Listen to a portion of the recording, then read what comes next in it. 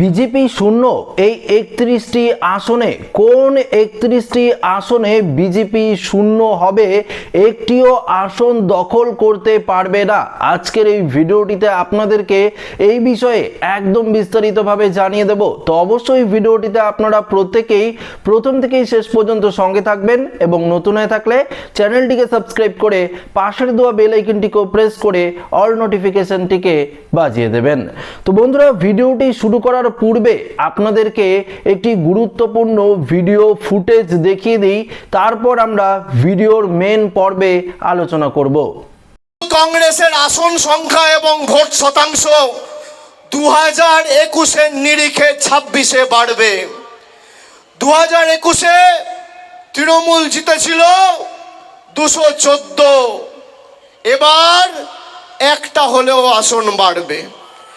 আপনাদের কথা দিতে হবে সেই একটা আসন যেন এই দক্ষিণ 24 পরগনা থেকে হয়। এবার ভাঙড় তৃণমূল কংগ্রেসকে জিততে হবে, 31 দক্ষিণ 24 পরগনা করতে হবে।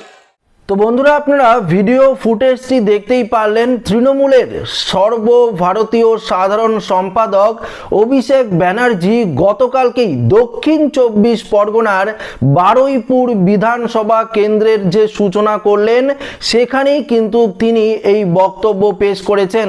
এই প্রসঙ্গে ভাঙড়ের বিধায়ক রয়েছে নওশাদ সিদ্দিকী, তিনি কি বললেন এই 31টি আসন নিয়ে সেই বিষয়ে আপনাদেরকে জানাচ্ছি। 2026 সালের বিধানসভা নির্বাচনের ভাঙড় কেন্দ্রে ঘাসফুল ফোটাতেই হবে। শুক্রবার দক্ষিণ 24 পরগনার বারুইপুর বিধানসভা ভোট প্রচার শুরু করেই নেতা কর্মীদের কার্যত এই নির্দেশ দিলেন তৃণমূলের সর্বভারতীয় সাধারণ সম্পাদক অভিষেক বন্দ্যোপাধ্যায়।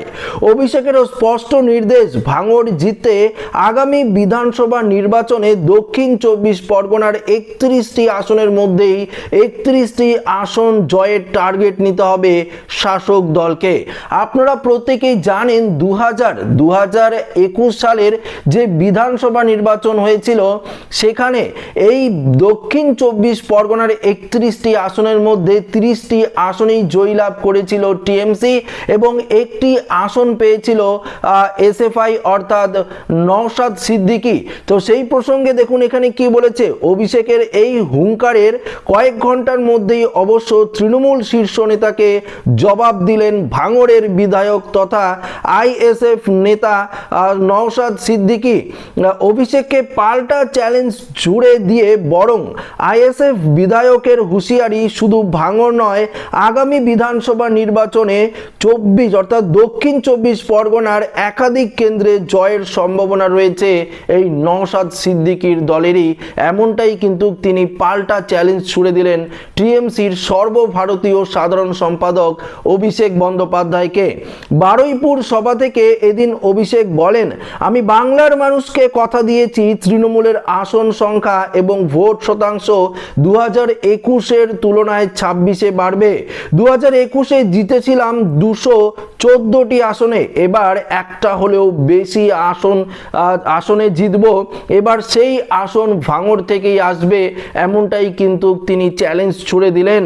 ভাঙড় নিয়ে অভিষেকের এই নির্দেশের প্রতিক্রিয়া দিতে গিয়ে নওশাদ বলেন, দলীয় কর্মীদের চাঙ্গা করার জন্য অভিষেক বন্দ্যোপাধ্যায় ভোকাল টনিক দিয়েছেন। 31 দিবা স্বপ্ন ছাড়া কিছুই নয়। 24 পরগনায় এসএফআই সংগঠন কতটা মজুদ সেটা তৃণমূল ভালো করেই জানে। ভাঙড় সহ আমরা একাধিক আসনে জয়লাভ করব। 2021 সালের বিধানসভা নির্বাচনে বাম এবং কংগ্রেসের সঙ্গে জোট বেঁধেছিলেন আইএসএফ।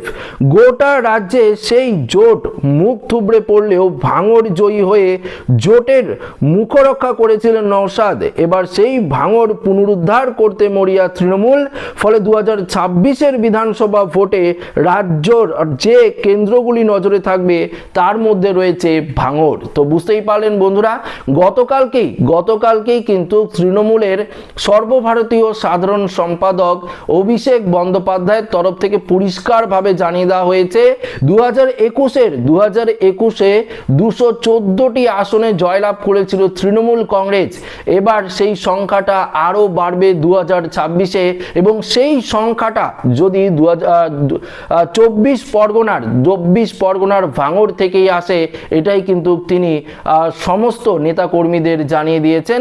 এবং আপনারা যদি পাশে থাকেন তাহলে কিন্তু সেই সংখ্যাটা বাড়বে, এটাও কিন্তু তিনি মন্তব্য করেছেন। এবং তার এই মন্তব্যে পাল্টা চ্যালেঞ্জ ছুড়লেন নওশাদ সিদ্দিকী। তিনি পরিষ্কার বলে দিয়েছেন যে তার দল কিন্তু অনেকটাই এগিয়ে গেছে, শুধু দক্ষিণ 24 পরগনা নয়, উত্তর 24 পরগনাও কিন্তু অনেকটাই আসনে এগিয়ে যাওয়ার সম্ভাবনা রয়েছে নওশাদ সিদ্দিকীর টিম, এমনটাই কিন্তু তিনি পাল্টা মন্তব্য করেছেন। এখন দেখার বিষয় কি হয়।